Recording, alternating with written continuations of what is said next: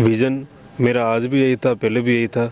मूलभूत सुविधाओं से कुंभलगढ़ अभी तक अछूता है। जो टिकट फाइनल हुआ उसके बाद सूरज सिंह जी दसाना ने जो दावेदार थे वो कांग्रेस छोड़ के बीजेपी में शामिल हो गए। समझता हूँ कि यहाँ पर जब शिक्षा रोजगार की व्यवस्था होगी तो हमारे लड़कों को गांव छोड़ के नहीं जाना पड़ेगा। ये समाज में तो दोनों ही पार्टियों के विचारधारा वाले लोग होंगे, फिर ये चीज़ें इलेक्शन पूरा ही वैसे चुनौतीपूर्ण ही है। चुनौती इस सिंपल समझ के लड़ना भी नहीं चाहिए। विधानसभा चुनाव चल रहे हैं और चुनाव को लेकर प्रत्याशी बीजेपी हो या कांग्रेस दोनों तरह के अलग अलग क्षेत्र में गांवों में जा रहे हैं, ढाणियों में जा रहे हैं, लोगों को अपने पक्ष में कर रहे हैं, अपनी बातें रख रहे हैं, अपने विज़न रख रहे हैं। और इसी के तहत मुख्य रूप से प्रवासी लोगों को भी कैसे अपने साथ जोड़ें वो प्रयास भी शुरू हो चुके हैं। अभी कुंभलगढ़ विधानसभा में कांग्रेस के प्रत्याशी योगेंद्र सिंह परमार गुजरात पहुंचे, जहां सूरत में सर्व समाज के लोगों की बैठक ली और अपना विज़न उनके साथ में रखा और अपने प्रस्ताव रखा। उन्होंने अपने समर्थन में वोट भी मांगा। हमारे साथ में भी योगेंद्र जी हैं, उनसे ही बातचीत करते हैं। सूरत में किस तरह का सम्मेलन रहा? नमस्कार। सबसे पहले तो सूरत में बहुत शानदार सम्मेलन रहा। सर्व समाज के लोगों ने ये फैसला कर दिया है कि कुंभलगढ़ में इस बार कांग्रेस की पार्टी को वोट देकर जिताना है। बहुत ही अच्छा भाव रहा उनका, बहुत अच्छे स्वागत किया और बहुत अच्छा धन्यवाद अर्पित कार्यक्रम भी उन्होंने शाम को रखा। बड़ी खुशी है मेरे को कि सर्व समाज के लोगों ने इतना ऐतिहासिक कार्यक्रम सिर्फ चंद मिनटों में, चंद दिनों में, शॉर्ट नोटिस पे उन्होंने तैयार कर इस कार्यक्रम को पूरा किया है। इसमें क्या कुंभलगढ़ क्षेत्र के लोग थे या पूरी विधानसभा के? पूरी विधानसभा के थे। आमेठ क्षेत्र से खटीक समाज के अध्यक्ष, खटीक समाज के काफ़ी लोग मौजूद थे। वहाँ पर रेगड़ समाज के लोग थे आमेठ क्षेत्र के। कुंभलगढ़ के तो खैर यहाँ पर ऊपर की 22 पंचायतों के हैं ही हैं।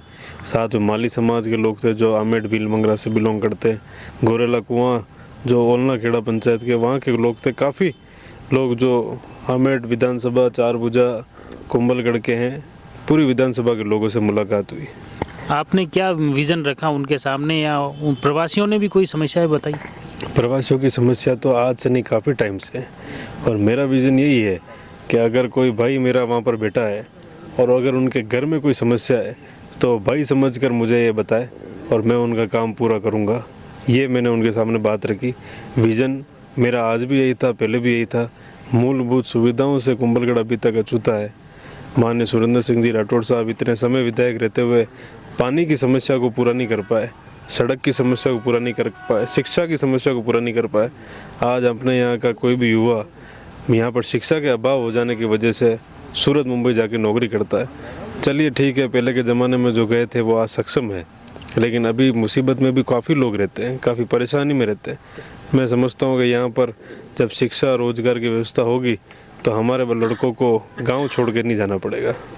अभी मुख्य रूप से आपका जो टिकट फाइनल हुआ उसके बाद सूरज सिंह जी दसाना ने जो दावेदार थे वो कांग्रेस छोड़ के बीजेपी में शामिल हो गए।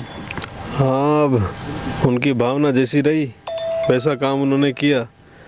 मैं समझता हूँ कि अगर कोई पार्टी का वफादार है, पार्टी का निष्ठावान है तो वो ऐसा काम नहीं करता। लेकिन अगर कोई स्वार्थी है तो उन्होंने स्वार्थ सिद्ध करने के लिए उन्होंने ऐसा काम कर दिया। वो उनकी सोच है, उनकी मर्जी है, इसमें अपन क्या कर सकते हैं। एक समाज के अध्यक्ष भी थे और अध्यक्ष के नाते अगर वो पार्टी छोड़ के कांग्रेस में उसमें जाते हैं तो कहीं ना कहीं पूरा समाज उससे प्रभावित होता है। समाज प्रभावित भी हुआ और समाज ने एक्शन भी लिया। कुछ समय पहले खमनौर में राजपूत समाज की मीटिंग हुई थी, वो उस महासभा के अध्यक्ष हैं, मुझे भी वहाँ बुलाया गया था, मैं भी वहाँ गया था। तब फैसला यही होता है कि इस समाज से फिर से कांग्रेस पार्टी को टिकट देने जा रही है तो जिसको भी मिले, चाहे सूरज सिंह जी को मिले या योगेंद्र सिंह जी को, दोनों को साथ में रहना है। और यहाँ पर मैंने भी कहा था कि मैं तन मन धन से उनके साथ में हूँ और वहाँ सूरज सिंह जी ने भी कहा था कि योगेंद्र को मिलता है तो मैं भी साथ में हूँ।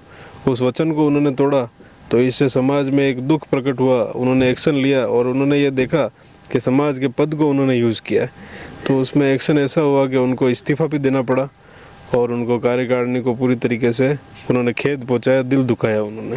तो ये समाज में तो दोनों ही पार्टियों के विचारधारा वाले लोग होंगे, फिर ये चीज़ें दोनों विचारधारा वाले हैं, लेकिन इस समाज को कांग्रेस पार्टी ने ही टिकट देने दिया है। अभी तक भारतीय जनता पार्टी ने नहीं दिया है।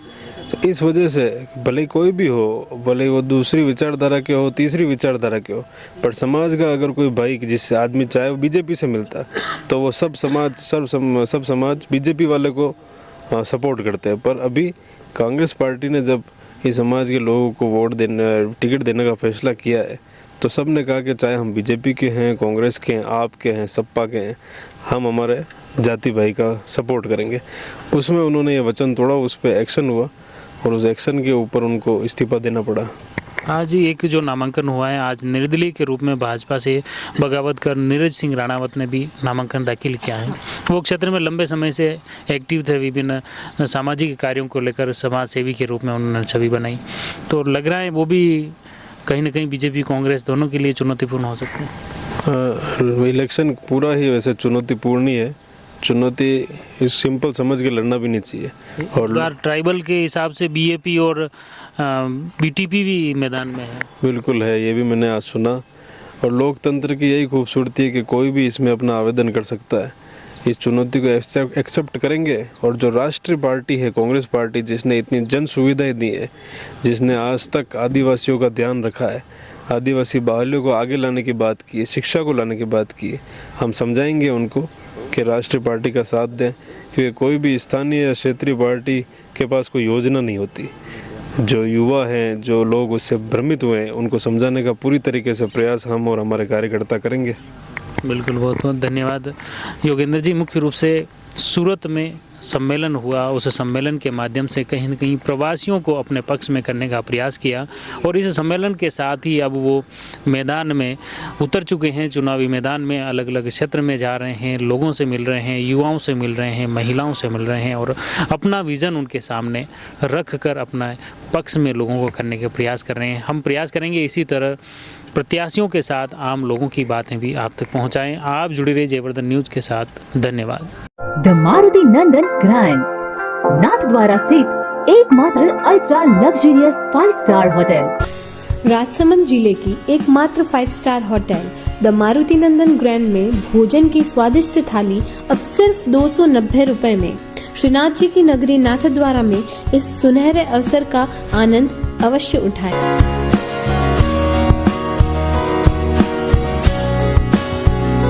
मारुति नंदन ग्रैंड, थिंक नाथद्वारा, थिंक नंदन ग्रैंड।